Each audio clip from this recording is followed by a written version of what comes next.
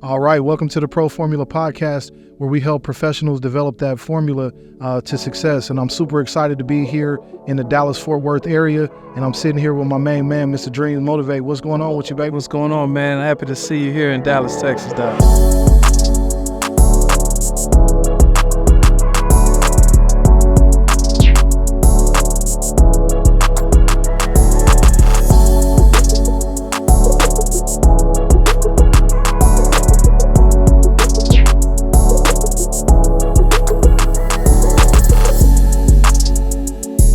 Man, I'm having a great time. How you been? What you been up to? Man, I've been blessed, man. Just in love with being a father. You know, spending time with my he just turned 7-year-old. There we go. Definitely he's a young entrepreneur. Okay. Started his own company called Joaquin's World. Okay. Yeah, it's an entrepreneur site with apparel for young, inspiring entrepreneurs. Okay. So super dope to look at him and be able to do everything that I never could. I didn't have none of this. Yeah. That he's experienced. We just came back from a Disney cruise. By the way, if y'all ain't never experienced a Disney cruise, oh my God. Just an amazing dude, man. Even if I didn't meet him, I'm just honored to be his father. Then, my daughter, she's an entrepreneur. She's a hairstylist, cosmetologist, JC Styles. She specializes in, the sew-ins and the ponytails. She does a lot of wedding hairstyles for a lot, but she's killing it right now. So, the apples ain't too far from the tree, man. You took it out of my mouth. I was getting ready to say, I know you're not surprised that the kids got that entrepreneurial spirit. For y'all that don't know, Dreams is a certified Dr. Eric Thomas coach. He's a motivational speaker. He's got the Dream Motivate studio, and he's also dabbling in real estate. So when you talk about your children being entrepreneurial, they saw that growing up, I'm assuming.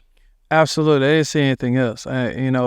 They never seen me go clock in ever. Okay. You know what I mean? And I say that proudly because anybody that's an entrepreneur knows that, if you're faith, based, you're walking on water every day. Yeah. You don't know. You clock in, you're going to get your $24.32 an hour, whatever they pay you. You know that. And you know that tax is going to come out. You know that. Everything you know. But what you don't know is if they're going to give you that tap on their shoulder. Yeah. And say, yo, man, the economy is inflating and we're going to have to let you go. So, my children have never seen that, you know what I'm saying? So I take pride in that. To be able to give them that, so they can, my daughter, she's on autopilot right now. Yeah. Like, Shorty is doing everything. She don't ask me for nothing. I be asking her, like, let me do it. She's like, no, Daddy, I got it. And JC Styles, man, she's doing her thing. Yeah. I'm excited to hear that. And I'm super excited to meet with you because, first off, I think you've developed such a reputation out here in the DFW market. Tell us a little bit about your journey into entrepreneurship in DFW specifically, and what are some things that you learned as you've been going through this journey? Yeah, man. It's definitely, you're not who you were. I would say 5 years, 10 years, or 15 years ago. So you definitely evolve and you learn and you find out and you start finding yourself and you start walking through your purpose, man. But I've always been an entrepreneur spirit. I remember being in school just like, yo, this something ain't right. Just for me, for my path. Yeah. It wasn't for me. And while I was in high school, I threw a lock-in. That's what we called it. We called it a lock-in. I went to a bowling alley. Okay. And I asked my mans, can I rent the spot out?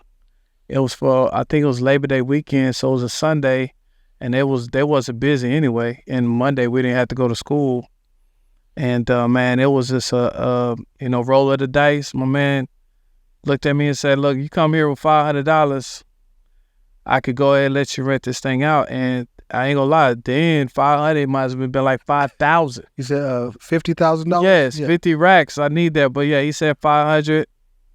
Man, I just went around and raised the money, and came back with a cashier's check.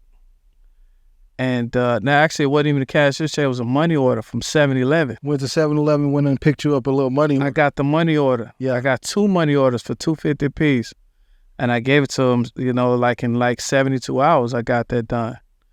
And, man, I drew my first flyer and said, yo, I need everybody to come out. We're going to go in. Yeah. You got to get in there. Line starts at 10:30 p.m. High school, you said? High school. Okay. 10:30 p.m. And doors lock at 11:30 p.m. You're locked in. So the parents was like, cool. The way I painted it was safe. Yeah. I had I hired my police officers. Everything was good. Security, all this stuff, because I was really cool with them in school. It was some security from the school. Yeah. They used to always give me like, man, young blood, you good. I like how you swag. Yeah. I see how you run through the streets and the hallways and respectfully, blah, blah, blah. So they used to give me some. And I was just asking, man, would you do security for me when I don't got the money, but I could pay after? They was like, well, you make sure you pay us, So we had, I passed out all my flyers, and I went to Skyline High School. Oh, shout out Skyline. That's my cousin. That's where he went to. Yeah, Skyline. So Skyline, got 5,000-6,000 kids. Yeah. You know what I'm saying? So we in the hallways. I'm good with all the cheerleaders. I'm good with everybody in the band, all the teams, all the track team, everybody good. They said, we're good. And I said, look, man, all night, all you can eat, ain't no but $25. They came with it. And I didn't know at this time I don't have nothing. I'm just praying to God. I'm hoping this is good. Matter of fact, I needed a ride to my own joint. There we go. You needed at least 20 people to show up so you can. I needed at least. And the DJ was cool. He said he'll let me rock him out. I just built relationships, and everybody was doing it just on GP. Yeah. It was like, look, get at me later. Get at me when you're done. Okay. And, I was just nervous. My buddy Rashad, I'm at his house. And shout out to Rashad, man. And I ain't seen him in a minute, but his mother, she said she's going to come with us to make sure everything's cool. She said, do you have somewhere to keep your money? I said, I got, I was going to put it in my pocket. She said, I never forget, she brought this blue envelope, like a leather envelope for money. With the zipper on it? With the zipper on it. I never seen one of these, right? And we go to the spot, we're on the way, and me and Rashad's like, we're trying to figure out like what girl, I can't believe the mindset I was at. We're trying to like figure out what girls did he invite, what girls did I invite, which one's coming, who's coming for you, who's coming for me. And he was just like, man, you think it's gonna be good? I said, I don't know, you think it's gonna be good? He was like, man, I hope so. Yeah. And so we're riding down Buckner where this place is. It's a bowling alley. And we on the road, and I never forget, his mom was looking at us talking in the back seat, and then she was like, yeah, how y'all think this is gonna go? We both like, we don't know. But it was all my idea, and hopefully this wasn't just something crazy. But we go down Buckner and we pull up, and we were just looking, and bro, it was a line wrapped around the building. Come on now. Now, like, I've never had back seat. You got like at this second, bro, we on. Like, I don't have nothing. Like, I don't even have no car. I don't have no money. Yeah. I don't have nothing. And so we're just so hype about the girls at this second. I don't know why I'm thinking. That's crazy how my mind was. No, when you're so happy about the girls. Perspective. You don't have a perspective until you start doing something. And really, at that point, when you're a young high schooler, that's what it's about. Yeah, and so we pull up, and I could hear Miss Rashad's mom say, "Oh my God, oh my God." That's all I kept on hearing say. Oh my God. She just kept saying that. So we parked, and I get out the car, and bro, you might as well thought I was Drizzy Drake himself. Come on now. That was going crazy. Me and Rashad looking at each other like, bro, what? What happened? Is this for me? Going on? So we go up in, and real quick, was it the school that showed up, or was it just people from all over the community? It was all, I didn't know, bro. It was all the schools. Okay. I thought it was just gonna be our little classmates, but it was Dunkerville, DeSoto, Cedar Hill, everybody, man, it was crazy. Yeah. And the guy, when I came up there, the guy said, "Man, who are you?" The manager, he said, "Man, who are you? Who are you?" I was like, "Man, I'm the dude that." He said, "Man, I know that, but how did you do this?" I said, "Man, I just promoted and asked him to come." Nice. And he was like, "Man, this is crazy." He said, "Well, I gotta let you know, our fire capacity may not allow all these people in." Now, this is a big boat now. For him to say that, I don't even understand what he's really saying. What is capacity? What are you? I don't understand none of this. Yeah. All I know is, man, the girls that I invited are in the building. And we shout out to all the ladies. All the ladies, man, they were there. A high schooler inspiring them. They were there, man. And so we was happy. And Rashad's mom is still at this point. I could keep on her. She kept on saying, "Oh my God." And so now we're in. And so, of course, we skipped. The people are still in line. And I go in, the DJ's cracking. My man brought some lights. I ain't never seen these lights before, and everything was dope. And, man, me and Rashad, we went to the bathroom. We in the mirror together, like, bro, we talking to each other, but we talk each other through the mirror. Like, man, you ready for this? No, you know what I'm saying? Like, man, you about to do this? Like, no, you see Lakeisha, you see say, oh, you see Mika. That's all we was talking about. Yeah. And, so really, let me stop you real quick. You wasn't thinking about the money yet? It hadn't processed to you that I'm $25 that second, and I got a line around the corner. I'm about to make some money. It didn't hit me. You still wasn't thinking about the money. Okay. I remember the feeling, like it just didn't hit me. It hit me that I ain't gonna go back to school look like a sucker because ain't nobody came to my joint. Yeah. And it hit me that all the girls that I invited came. It's on. Nice. That hit me. Yeah. But so they let everybody in. So everybody coming in, and it was crazy. They just coming in. And so then they finally they locked the door. So they coming in, and they just kept coming in until they locked the doors at 12. So they locked the doors at 12, and it's still a line outside. So Rashad mama said, "Hey, you need to come here real quick. We need to figure out what we need to do."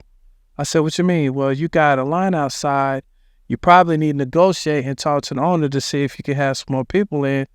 You do. And I said, "I can't find them," but I went to the security guard. I said, "Man, just let them in." He said, "Yeah, you don't want to run the party, right?" I said, "Yeah, just let them in." He said, "All right, cool." So at that was the first time that I ever told a grown man. Like that was my first. You asking you. That was my first boss. Like I was like, yeah, go ahead and let him in. You know what I'm saying? So you the one running this thing, ain't you? Yeah, he's like, "You the one running it, right?" I'm like, "Yeah, go ahead and let him in." So they just start coming more in. So then the line finally dwindled down to 12:30. I don't know where the manager's at. I think he was back there selling pizzas or something. So then we finally locked it at 12:30. And we pop in, and Rashad mama's at the door taking the money. So I was about to go back in there, dance. She grabbed my arm. She said, No. You need to come meet me in his office. She sat me down, and she said, "I need you to sit down. I don't think you understand what just happened." I said, "What's going on?"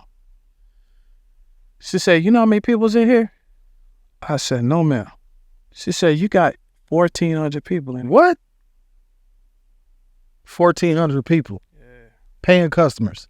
Well, like 30 of them got in free because they helped me pass in flyers. He said 1,400. Then he said 30 people he let in the door for free. Are they still 1,400? Yeah, because they helped me pass our flyers. Okay. Yeah, she said, "You need to sit down. Your life just changed." Wow. So when you put that event on, that was a success. I know you went back to school when you was popping. What'd you do with that money when you got that money? So it's crazy, man. All this stuff is, thank God for Miss, Rashad mama. She took me to the bank, and she opened up a bank account. She took all the money. She said, "You ain't going nowhere with this. I don't want nothing to happen to you. Come on me." She actually had a friend that had some type of armed security system or whatever. They came up there with us. It was a car in front of her, car when we left. Yeah. Car in front of her, car in front of us. I didn't understand the whole what's going on. She didn't tell me how much I made because she didn't want me to be in there talking until we came home.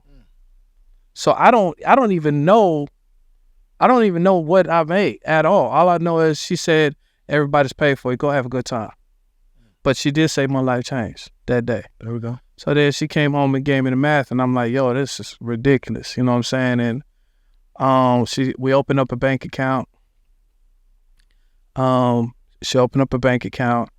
She told me to get ready for, because I had just got my driver's license at the time. And at this time, man, you know, I'm like, a lot of people didn't know I was homeless at this time. What? Yeah, I was homeless because my parents had left. Me and my stepfather really didn't get along, but my mom left my stepfather to California. And at this point, I'm, you know, just kind of homeless. When I say homeless, meaning Couch surfing. surfing. At the homie's house. Yeah, but nobody knew. Yeah. Okay. Nobody knew, though. I was that cool, like, hey, let me just spend the night. I didn't overwhelm, you know, I just cleaned up around the house, so nobody knew. And she said, now his mom knew, because I told her right when they left that she said, well, you can come over anytime you want. But I didn't want to, you know, I didn't want to overstay your welcome. Yeah, I didn't want to do that. And she said, we're going to the car dealership tomorrow. So Rashad mama just looked out for you like she was your own mama. She looked out, man. She took me to a car dealer that she knew the owner. Nice. And she said, I want to give him a Honda Accord, a nice, dependable. I ain't even picked the car. And I wanted a Honda anyway. She said, yeah, because those cars, they run forever. And man, I got a cool little Honda Accord, and man, rolled up to school the next day. They said this man didn't have a car yesterday, but he got a car today. Life changed. So from that experience, where did that take you? The crazy thing was everybody kept on saying, what's the next one? I wasn't even thinking about that. And I was like, I went back to Rashad mama, and she's like, now my manager, like, hey, your business manager, she done put yeah. And so I was like, they're asking for the next one. She said, well, when you want to do the next one? She said, what made you pick that day? I said, well, we got to go to school Monday. She's like, that was brilliant. Yeah. So pick another day.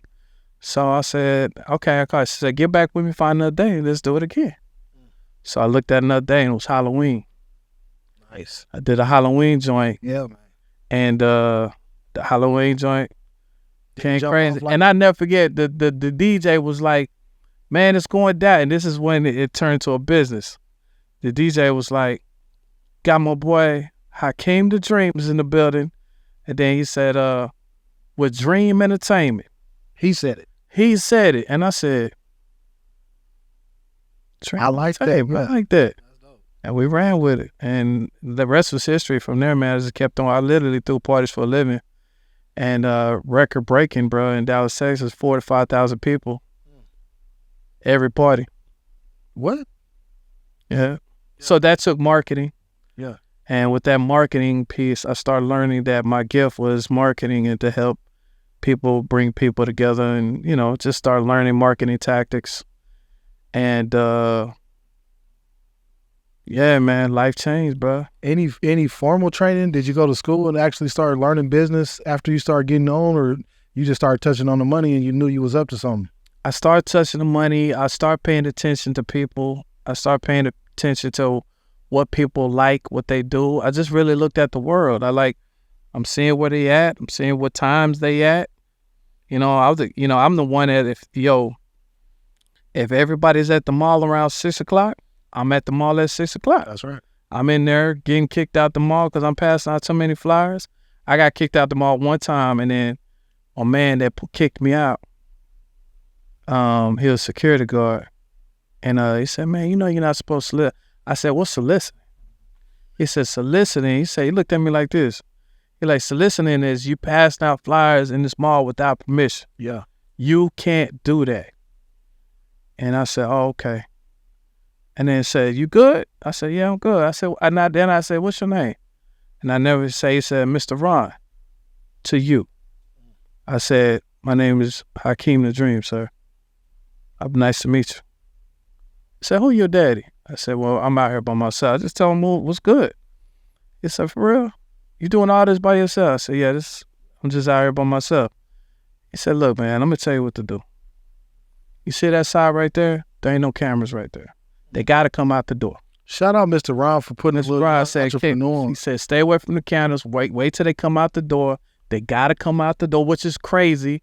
All this mall had to come out this one door. Yeah. They had to come out the door because it was the popular door. Now, they had different doors, but that was they had the dealer's joint. Nobody was going out there. This one was like where everybody by the food court. Yeah. He said, man, stand right there, catch everybody coming out the door.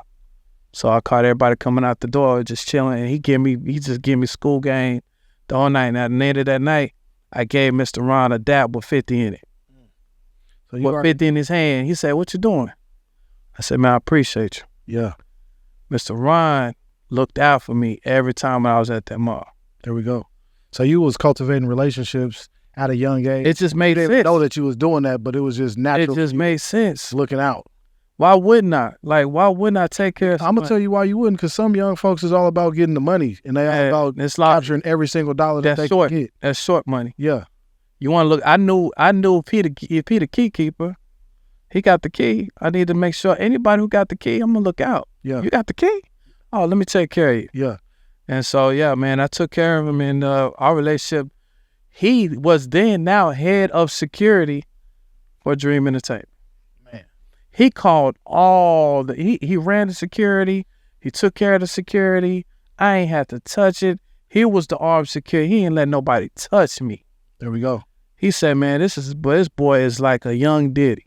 So were you getting like in your late teens, early 20s at this point? Or yeah, I was trying to graduate. I was graduate high school, and I was in the middle of that, you know what I'm saying? And I graduated, just that's how I did it. But I was in high school. A lot of people don't even know this. I was in high school, like the only kid in high school that had my own apartment. Because I lied on my application because I was cool. Somebody put me on with somebody that worked at the apartment complex, and they slid where it says your age. It said, because you got to be 18, they put on there I was 18. I want y'all to hear something real quick. So the first piece of the formula that I want you to understand is that you got to cultivate relationships. Big time. This brother's been cultivating relationships his whole life, since he was a young man, before he even knew what cultivating relationships was and what building business was. This brother had the foresight to really go out there and to start building relationships. And I'm sure that you're still utilizing those relationships, and maybe not those same relationships, but you're still using that ability to cultivate relationships as you're building your business. To this day, I mean, my thing is, shout out to the great Zig Ziglar. Yeah, man. He said, you know, if you help enough people get what they want, you can always get what you want. And I was doing that before I even heard Zig Ziglar. It just made sense. Yeah. Made sense to help Mr. Ron. It made sense. Like Rashad mama, I blessed her, man. You know, I had her crying. Yeah. You know, I took care of her, did a whole bunch of stuff for her. And she kept on telling me, no, don't do it. I don't need it. I said, you don't even understand what you did for me. Yeah. I took care of her. I made sure she was good. It's just, why wouldn't you not? But let's take it back a little bit. So like 10-year-old Dream, what would he think about this life that you've been building? And if he looked at where you are today, what would he think about that? 10-year-old Dream would be like, man, it was all meant to be. Okay. All the stuff that I went through, like the hard things that I went through growing up, you know, I went through a lot, man. You know, I was born in the Salvation Army. Okay. My mother put me up for adoption. She was a single mother. Yeah, it was rough for her. And my stepfather got me back in her life, though. And we grew up very poor. Where'd you grow up? Well, I'm from Philly.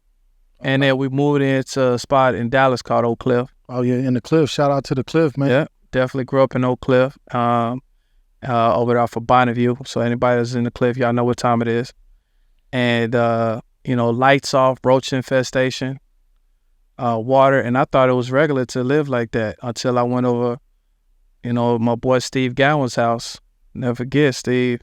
And I went in his house, man, and his house smelled amazing. And the smell was something called plug-ins. There we go. I remember, man, I grew up similar. I'm from Denver, obviously. Shout out to my people out there in the Mile High City. But I remember going to one of my partner's house. I played football growing up, and I went to this special high school, and my man had so much cereal. I'm talking about, bro, had like 7, 8 different kinds of boxes. Guy. I never seen that. He told me, just go to the pantry. And I thought it was a closet. I said, what, the little closet? He said, no, it's called a pantry, bro. I went in there, and there was so many different boxes of cereal, I couldn't believe it. And I don't want to, my mom and dad is watching this, so I don't want them to think that we was just poor like that. But we didn't have 8 boxes of cereal. We sure didn't. Yeah, we ain't had no cereal. Yeah, so I think it's funny when you say just the smell of the house made you identify, hold on, I'm in something is different about this, and I could relate, and that resonated. When you were a young man growing up, so you had that experience, you were seeing that poverty. I'm gonna break and go into a segment real quick. I want y'all to check out my man Dream Motivates. We got this. We got a quick commercial that I want y'all to check out with him. Tap in with my man. As y'all can see, this brother's really about our community and about helping our people. So check this out. Let me know what y'all think. We'll be back on the other side of it.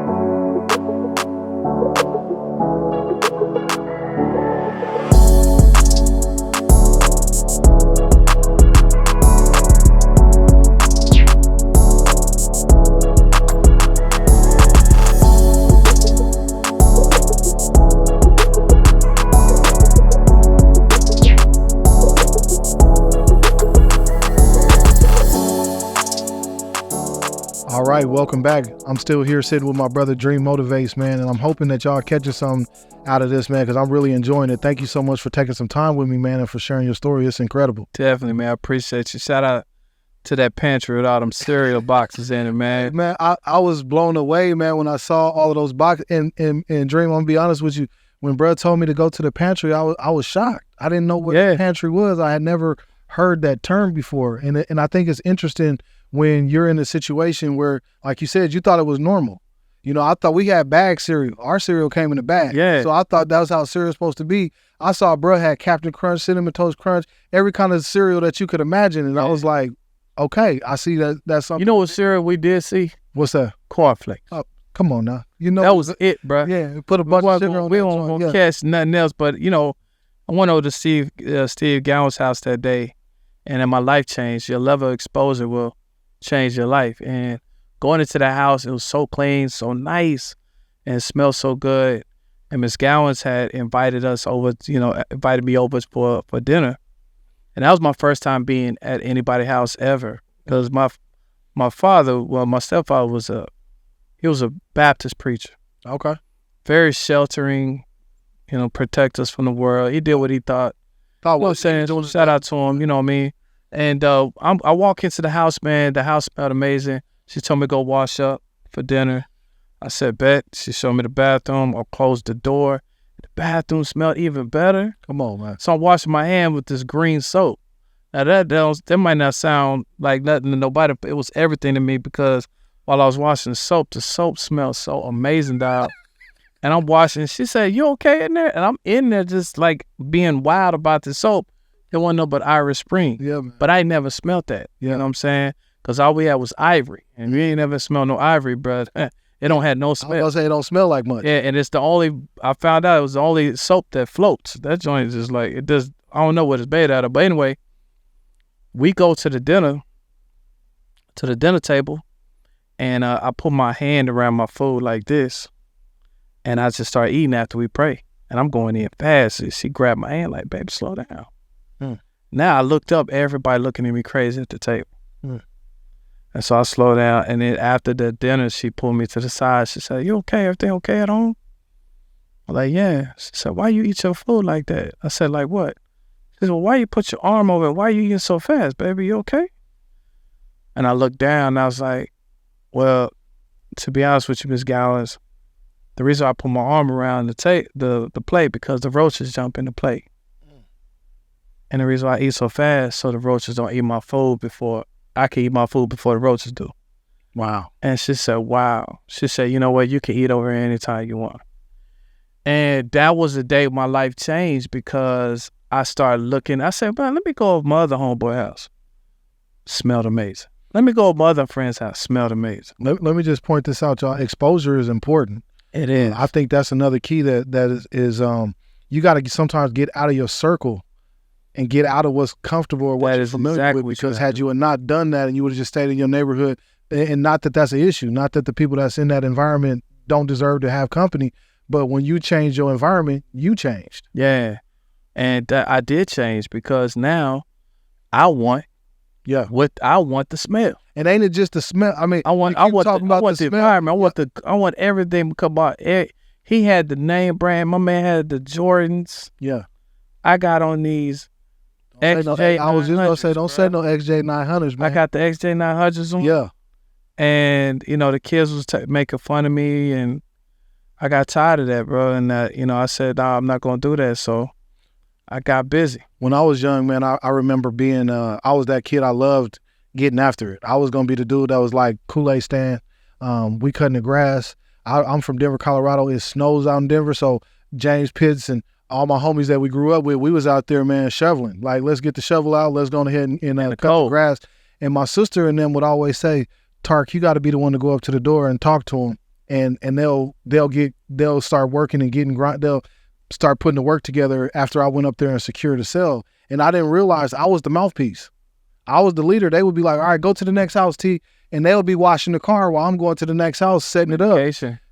Tell me a little bit about your childhood entrepreneurial. Were you in the entrepreneurial space? No, I mean, I didn't know until this one day. And this one day, my stepfather, he cooked a brisket. And he bought a whole bunch of plates. He had this idea that he's just going. Now, we stayed on Bonneview where it's very busy. Okay. So he was like, man, he told me and my brother, we super embarrassed. He said he made a big old sign and said, we got barbecue plates. And we were super embarrassed, man. So we hiding our face. Everybody just driving by and nobody stopping at all. Nobody. So about an hour and a half of me and my brother just doing this, we just go back in and we tell, my pops, like, ain't nobody buying it. So he was like, all right, well. I said, well, let me try something right quick. And it was about 11:30. And I said, give me 4 plates. He's like, what you about to do? I said, no, we had a store down the street called Best for Less. Okay. I stayed right down the street from Best for Less. I could just walk there. I went there with the 4 plates. I remember the one time I went to Best for Less, it was this cat out there selling like some sandwiches or something. Yeah. And everybody was by. I just remember that. And I go up in there and I say, hey, anybody want some plates? I said, just like that. And like, man, he gonna come here with the plates. Well, what you got? And they open up the plates. It's like, oh. Now, my pops was selling them for $5, but the way they acted, I just tried to run it. I said, let me get 10. He put a tax on it. Yeah, they like 10. And then they was like, oh, yeah, give me a plate. Give me a plate. Give me a plate. I got all 4 plates gone. He said, hey, I want a plate. All the people that was working there wanted a plate. So I got the 40. Ran down the street, gave 40 to my pop. She said, where you get this from? I said, I sold them 4 plates. I need 4 more. You hear me? With 4 more plates, went down there, sold them joints. I went back and forth until all the food was gone. That told them I sold out. And I did that in like 30 minutes. So you just realized you was in the wrong spot. That was it. I realized entrepreneurship. I didn't know what that, I didn't even know what the word was, but I knew I had to hear I never forget my stepfather looked at me like, wow. I didn't know. I just figured it just made sense to go to the money. Yeah.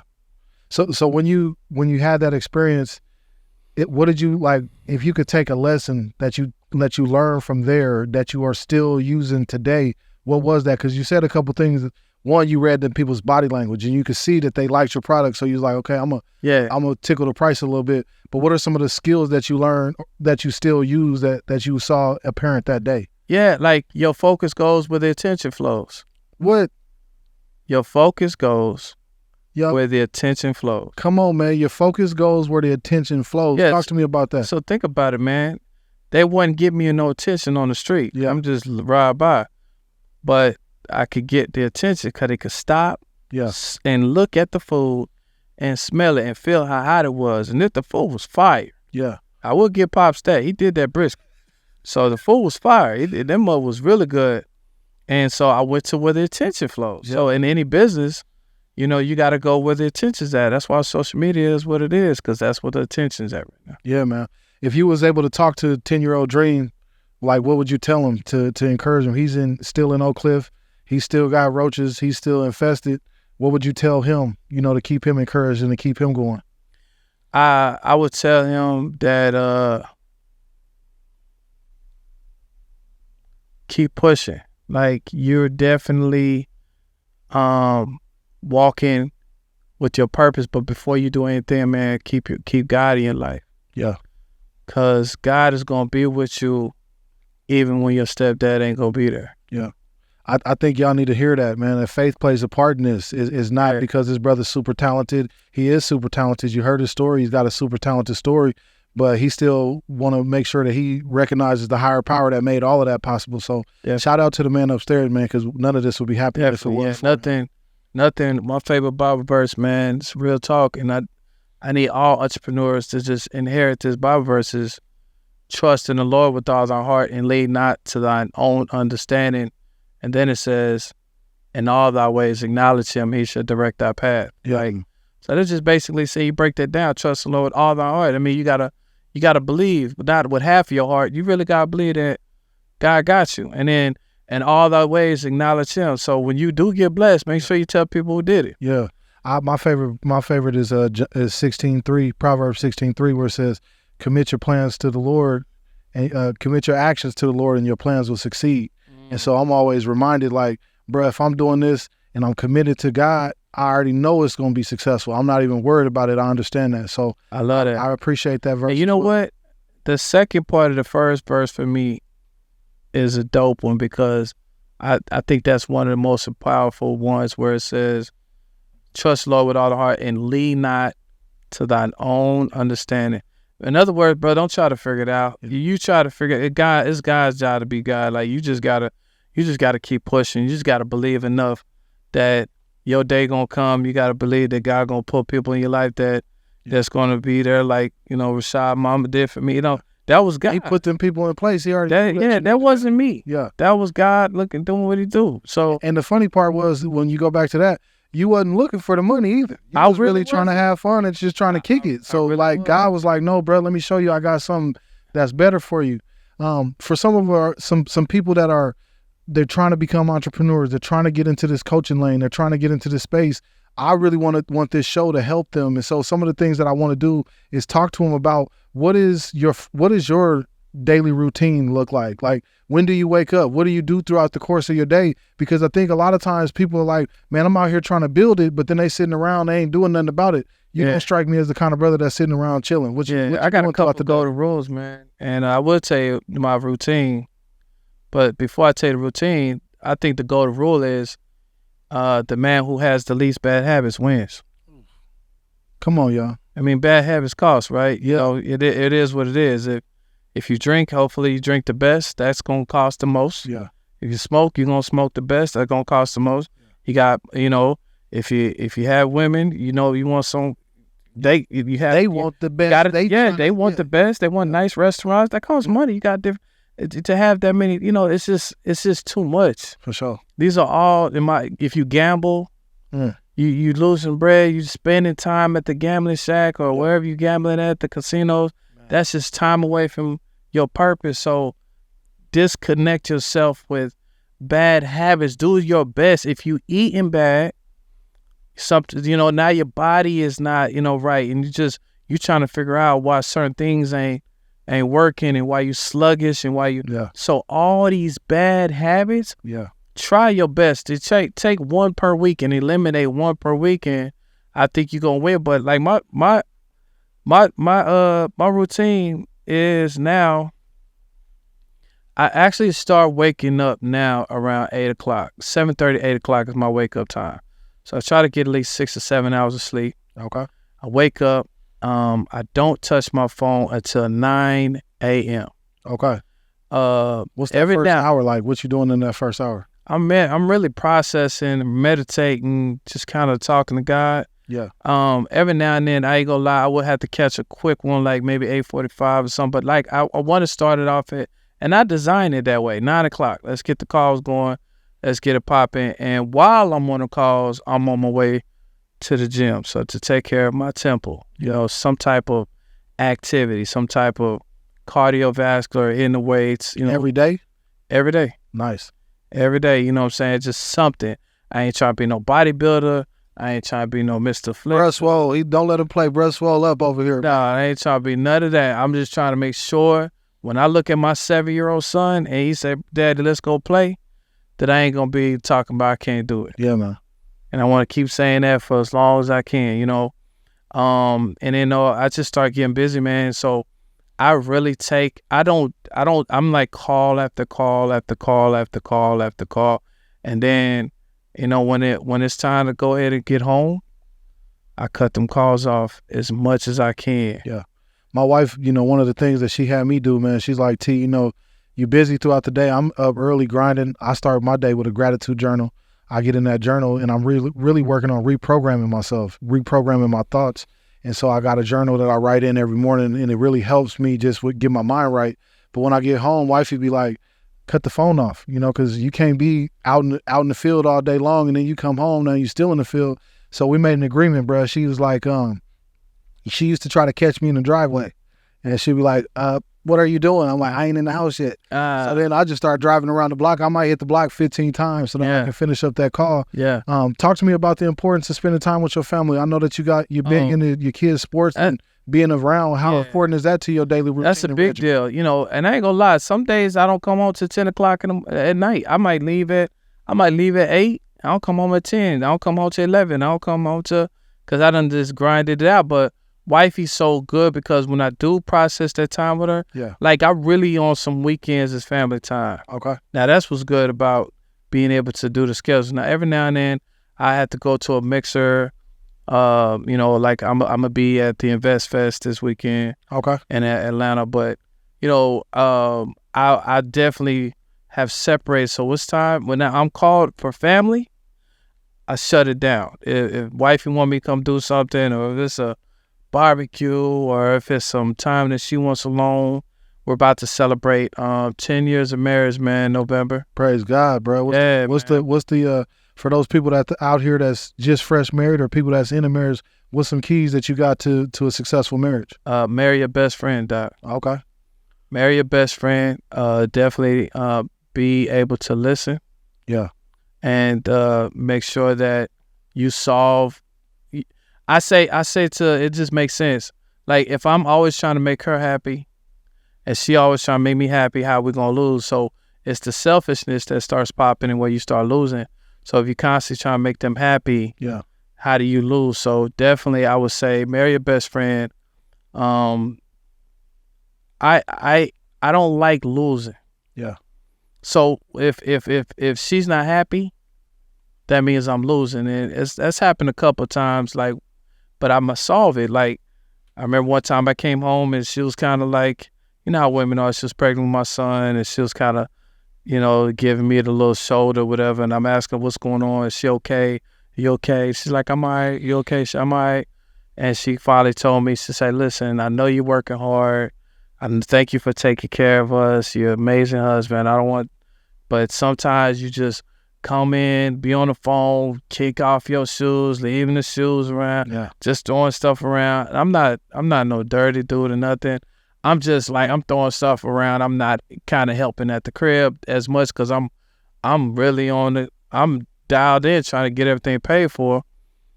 And I was losing at that second. And so what I did was, she don't know, she had a doctor's appointment the next day with her mom to go see the baby doctor. And man, I called my partner and he told me about this house cleaner. And my man, she sent over, and she came over quick. And she actually was able to come over. Man, I ain't think my house could be that clean, Doc. Yeah. She cleaned that house, man. It's on the toilet paper. She left the little rose, got the little rose flowers on the toilet. I was like, yo, this is crazy. And then I got her favorite meal. She likes Papacitos. Okay. I was just at Papacitos last night, boy. Yeah, she like Papacitos. You ever come to Dallas, come check that out. But And she walked in, she was so happy, and I was back winning. Yeah, I think something that you said, show me a loser, and I mean, show me a good loser, and I'll show you a loser. Man. People that like losing, they losers, bro. And I don't like losing. I was losing. Like my wife, if your wife ain't happy, you losing, Doc. Absolutely. I didn't want to lose, so we had to get back in the winning team. Yeah, and I think just for all of y'all that's listening, that's out here in your marriage, it's not gonna feel as good if you build this business up and then you come home and ain't nobody there for you, and ain't nobody at the house showing love to you. So one of the things you got to do is you got to make sure that you make it count for the people that count. Yeah. You got to make it count for the people that count, because you out here doing it and it ain't for yourself. I mean, at the end of the day, you got enough, but you trying to provide for your family and put on for your family. Yeah. And I want to shout out my cleaning crew out there in Orlando, Florida, man. They come into the house every couple of weeks. And when I tell you, wife gets so hyped, bro, when that house is like that. Oh, yeah, the house is clean. A different clean. Yeah, we keep the house clean, but when that house clean, that's a different clean, dog. Bro, my house looked like the Hilton. Yeah. So you working 5 days a week, 6 days a week? You working, doing a little bit of work every day? Do you have any time that you just like, bro, I ain't taking no calls, I'm just gonna rest, I'm sitting Sunday for sure. I definitely try not to do. It's always family time. But man, as an entrepreneur, man, you never know. Somebody had to hit you with a Hail Mary. You got to go get it. But Sundays definitely like those days. I leave alone. Saturdays have been some days for family, but Monday through Friday, we get in the business. Yeah, man. That's and wifey knows she good. Everybody, she respected. She's happy. She'll let me know if she wants a date night. Yeah. If she wants, if she say, baby, want a date night, I'm dropping everything. There we go. Matter of fact, the anniversary, I think I'm being cool. I said I want her to, I was like, hey, I want to go take you to the, you remember when we got married, we went to the little Hilton at South Lake here in Dallas for our 10 year. A little downtown Hilton? Yeah, and I'm thinking like I'm doing something. And I'm like, that's what we're going to do for the anniversary. She looked at me like, okay. I said, here come my loser. I was just about, I was just say he's looking at body language again. I'm losing. He's reading that body language the same way he was looking at them people when they was looking at that brisket plate. Yeah. Bro's over here looking at wife like she ain't feeling that. Because it's the 10 year. It's a decade. It's the milestone. It's that. And I get it. And so I said, I got you. And so I start calling around, and lo and behold, my partner put me on, and they had this Mexico all-inclusive 5-star joint for 5 days. And I gave her the confirmation, and then she was smiling. Then she wasn't smiling. She ain't winning, dog. We back winning. I'm on a winning team again. So yeah, look. I'm trying to win. I'm trying to win. But for y'all that's watching the show, what I really want y'all to understand, and I want y'all to capture and catch, is his why is strong. This brother's why too. That's what we also call it. The reason why you're doing something. He wants to have a happy family. He wants his children to be entrepreneurs and to look up to him and to be proud of the work that he's doing. If you heard him earlier, he said, I'm actually trying to stay in shape so that I can stay active and be out there with my kid. Yeah. So when your why too is strong, everything else is going to come into play. Yeah, absolutely. You can't quit. I was just listening to Eric just the other day, or ET, I don't know him like that. Let me call him Dr. Eric Thomas. I was just listening to the other day, and he said, when you out here selfish and you out here doing it for just you, it's easy to you selfish, but when you out here doing it for somebody else, he ain't gonna let his kids. Look, I'm gonna give everybody a entrepreneur bar right now.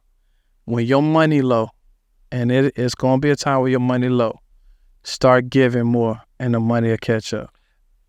I think that's another secret to success, y'all, is the gift of giving. Yeah. But I think sometimes when you come from that, I don't have nothing, and your hand is like this, you got to open up that hand, and you got to be able to open it up and help other people. Well, and I'm going to put it like this. If you're a barber, go find somebody to go bless and give him a haircut. Yeah. Bless somebody that got good soil, though. Go find a pastor. Yeah. And say, Pastor, you mind if I cut your hair? Yeah, you don't want to plant in the bad. You don't want to plant in a bad field. No, it ain't going to produce no fruit. It has to be in good soil. Yeah. And you cut that pastor's hair, and that pastor got a congregation. They're going to be like, Pastor, you looking good today. Pastor be like, man, my boy is the one that plugged me with the cut. And now you back winning. Now you back home. Because you gave. Yeah, man. Just give, man. It's called the orange chicken method. Orange chicken method. Yeah. Okay. You been to the mall before, right? Yeah, I think we all. You go to the food court? Yeah. You ever see that? Man. You ever see my man try to give you the orange chicken? He try to, little teriyaki chicken on that. Hey, when you be like, nah, but when you hit it, you like, okay, I got let me get that order. Let me get that number 3. It's the orange chicken method, man. Yeah, man. So give. If you cut yards, go bless somebody to cut their yard. Yeah. Knock on the yard. Make sure the area is real dope. Yeah. Knock on the yard. See it's boom. Hey, I see ain't nobody cutting yard. What's going on? My husband is single mom. Yeah. Boom. Can I bless you? What you mean? Can I cut your yard? Yeah. Cut a yard. Watch what happens. Man, bro, y'all getting so much wisdom and so many jewels this brother's dropping off to y'all. Yeah. I want to shift gears just for a second. Is that cool? Come on. I got this segment, y'all, that I call Settle the Score. All right. In this segment here, what we do is we talk about, I want you to help us understand, like, break the tie. You know, everybody talking about Michael Jordan or LeBron James. Who is it for you? Is it Mike or is it LeBron? Hey, y'all better stop playing with me. Stop playing. It's Michael Jordan. Okay. I was about to say, all right, man, I'm about to get up and walk about your plush studio. Listen, I hate it for LeBron, man. It's hard being the number 2 dude. Yeah, you trying to work it all your life. And at one point in time, LeBron had 23 on his back. Yeah. I get it. Bruh, you're not Michael Jordan. I'm sorry. I love you, LB, but that ain't that. I love him too. I love his game. I think he's an awesome individual and a human being. It's just tough. But when you come after that, I don't think will we ever find somebody greater than Jordan? There's nobody. You're not, because that's like somebody saying I'm gonna be this gonna be a better Michael Jackson. Okay.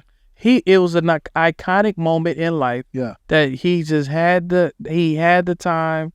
There will never, ever, ever be another one, dog. And you will always try to be like Mike. He's the one that created everything. Like we doing fadeaway Jordan trying to hit you with the fadeaway in the trash can. Talk to us a little bit about, so my next question is going to be, is it who had the greater impact on culture or impact on you? Was it Dr. Martin Luther King Jr. or would you say Malcolm X? MLK. MLK? Yeah. Tell me why. I have a dream. Yeah. When I first heard that, I first heard manifestation. Okay. He said he had a dream and he spoke it. Yeah.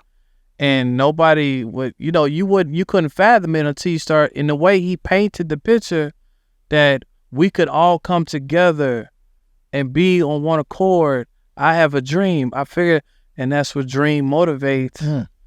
I should have caught that, y'all. That was a layup for bruh. Come on. I put that right alley-ooped him, threw it up. Come on. He just came and slammed it. That was on me. That was easy. To me, that's the first dream. That he dream motivates. Like, that's everything, man. I always think, about growing, and I'm always big on growing. Would you rather read a book, like flipping the pages, or you want to listen to it on the Audible? Audio book. Thank God for audible.com. I'll do a commercial right now. Audible.com. Go get your books right now on audible.com, bro. Audible, come holla at us, man. We trying to get a sponsorship, man. Bro's out here giving a free plug to you right there. Let's go. All right, here we go. Next question. If you had an opportunity to vacation, would you rather go to Miami or are you going to L.A.? Miami. Miami? Yeah, because L.A. I'm going to do business. Okay. Vacation, at least Miami got the beach and the palm trees. And L.A. got palm trees, but Miami. You're going to grind it out? Definitely go to Miami. And then last question in this segment that I want to understand is, when you if you had an opportunity on your vacation to do the city lights or do a beach resort, which one you choosing? In the city? Not in the city, but like you going out to like New York City, you getting to get the city exposure, or are you more like, let me get to a resort and let me kick my feet up? Yeah, we're going to a beach. Let's do it for real. Let me go ahead and catch, Mexico somewhere. Let's get it, Yeah. Where we're going to have a real, just beach atmosphere all the way through it. Yeah.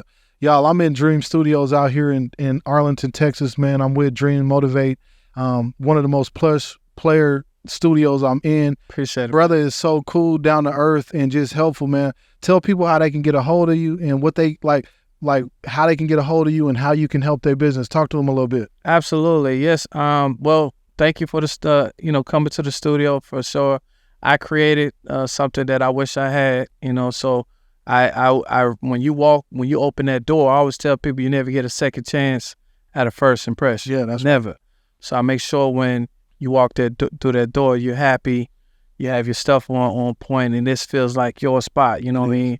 That's number one. Number two, through school, I just feel like school failed us, man. So because I never learned about credit and LLC, how to start a business, none of that is school. I don't know about your school. My school wasn't They ain't teach us that neither. Shout out to Aurora Central, baby. Yeah, shout out to Sky. Look, I'm just saying, Skyline, I don't know, y'all might need to change up. However, we created dmuexperience.com, an online spot for all entrepreneurs. Nice. So as an entrepreneur coach, I want to teach people how to, scale a business, start a business, maintain a business, get their business structured the correct way, and mostly marketing the business, you know what I'm saying? So that's why we got Dream Media Agency, which is a media agency that takes care of all your marketing, web development, social media, and I'm everything at Dream Motivates on all social media, and it's dreammotivates.com. Man, holla at my man Dream Motivates. That concludes our show, The Pro Formula. I hope that you got some jewels today, because if you did not, you wasn't watching this show. But I appreciate you, man. Until next time, I'll see you. Peace.